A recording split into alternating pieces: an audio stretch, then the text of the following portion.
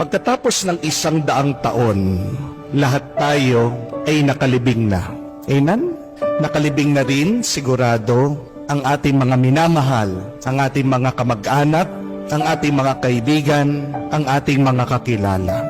At pagkatapos ng 100 taon, iba na rin ang mga tao na nakatira sa ating mga bahay, sa ating mga tahanan na kung saan pinaghirapan nating pagawa at patayo. May mga ibang tao na rin ang magmamay-ari ng mga bagay ng ating mga inipon. Pagkatapos ng 100 taon, ang kotse na binayaran natin at inutang, wala na rin. Maaaring ito ay scrap, lata na, tinapon, o baka inilibing na rin.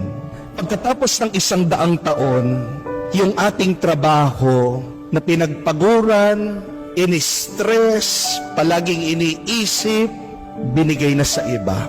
O maaaring ang kumpanya na ating pinasukan ay wala na rin. Pagkatapos ng 100 taon, yung mga kaaway natin na kinaiinisan, nakabaon na rin. At pagkatapos ng 100 taon, kahit ang ating mga kaapu-apuhan, hindi man tayo maaalala, makikilala, o matatandaan. Pagkatapos nating mamatay, larawan na lang tayo. Makikita sa album, sa picture, nakasabit sa dingding. Maaring makikita tayo, dadaan tayo sa Facebook feed ng ibang tao, pero hindi na tayo kilala. Pagkatapos ng 1 dekada, mawawala na rin ang ating mga larawan, ang ating mga alaala.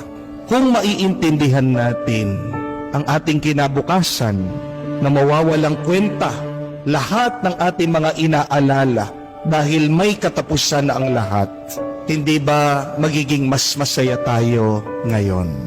Yung ating mga takot ngayon, pagkatapos ng 100 taon, wala na yan. At pagkatapos nating mamatay, yung ating mga pangamba, wala na rin kwenta. So tandaan natin ito, mga kapatid, that life is short and quick. Maiksi lang ang buhay at mabilis. Lalong-lalo na ito ay umiiksi at bumibilis dahil sa ating takot, pag-aalala at pangamba.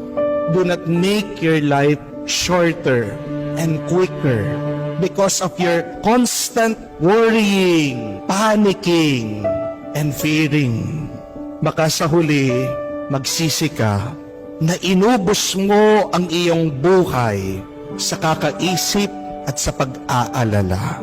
Jesus is challenging us to live life to the fullest, to make most of our life here on earth. May katotohanan ang kasabihan that if it doesn't matter in 5 years, then don't spend 5 minutes on it. Kung walang halaga yan, walang kwenta, pagkatapos ng 5 taon, huwag mo sanang bibigyan ng 5 minuto sa kakaisip mo. Kaya din po si Jesus, palagi niyang utos sa atin, huwag kayong matakot, huwag kayong mangamba. Kasi ang ating mga problema ay mawawala din sa kinabukasan. We should not worry. Why? Because as Jesus explained, we have a loving God, the Father in heaven.